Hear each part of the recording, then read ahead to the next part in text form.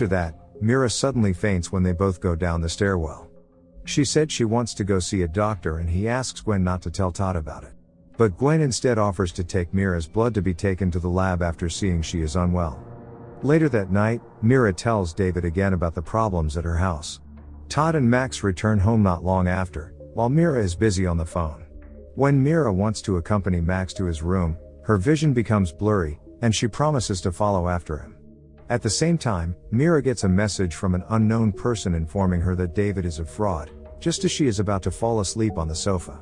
The next day, Todd tries to wake Mira, who is still asleep on the sofa, and accidentally sees last night's message on Mira's cell phone. Max is confused as well, and he wonders why his mother has been sleeping so much lately.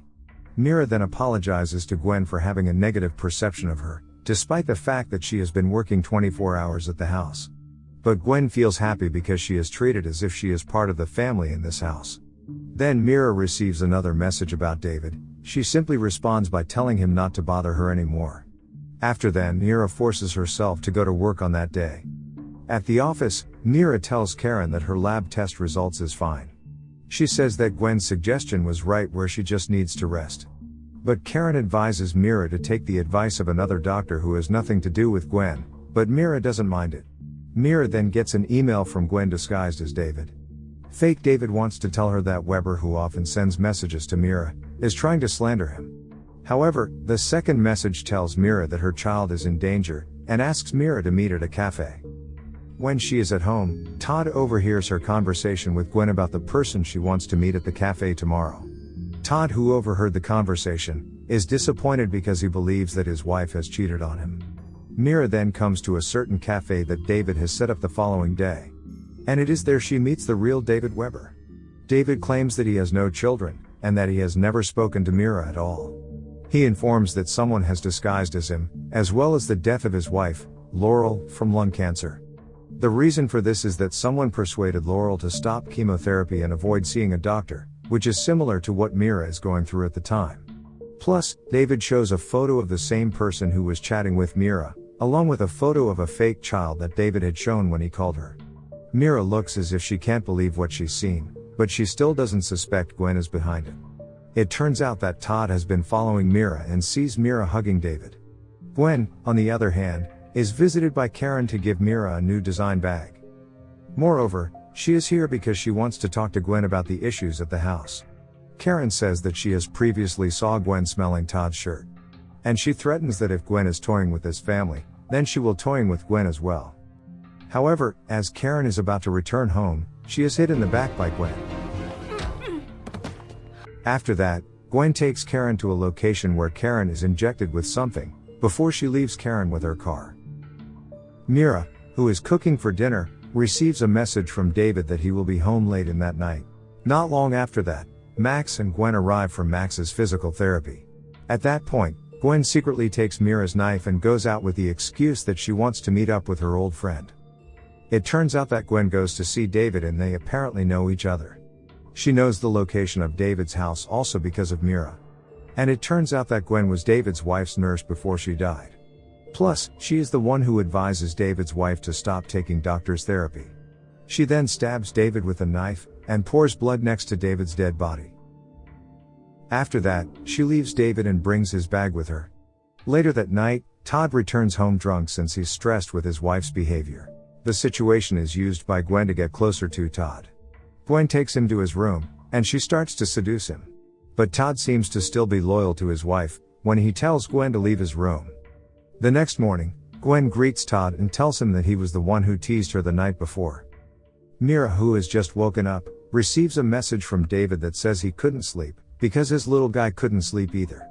Meanwhile, on the bottle, there are the words "little guy" written by Gwen. From this point, Mira starts to remember by the fact that David and Gwen always use the same nickname for a child, which is little guy.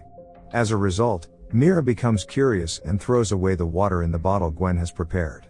She then found that there is medicine powder inside the water bottle. After that, Mira goes into Gwen's room, where she found a book that discusses the use of toxin in medicine. Mira also found several medicines hidden under the bed. She immediately rushes out of Gwen's room, as she realizes Gwen has returned to home with Max. Gwen is surprised that Mira is awake so early, despite she should still be sleeping. Mira then tries to find out about the drug Gwen has given her. But Gwen suddenly comes with a drink for her and advises her to get plenty of rest. Following that, Gwen and Max will be returning to the clinic for physical therapy. Mira suggests to skip physical therapy on that day, but Max doesn't want to because there is football game in his therapy place. After they have left, Mira returns to Gwen's room and records a video of what Gwen has done to her. She then gets ready to leave while calling Todd. Mira says that she already has evidence against Gwen that she has recorded, and she wants to report it to the police. Unexpectedly, Gwen has returned home, and it seems that Gwen already knows that her actions have been revealed. Mira wonders where Max is, and Gwen immediately takes her to meet Max. When they are on their way to Max's place, Gwen tells the reason that she did all this because she was never treated as a family by the patients she treated.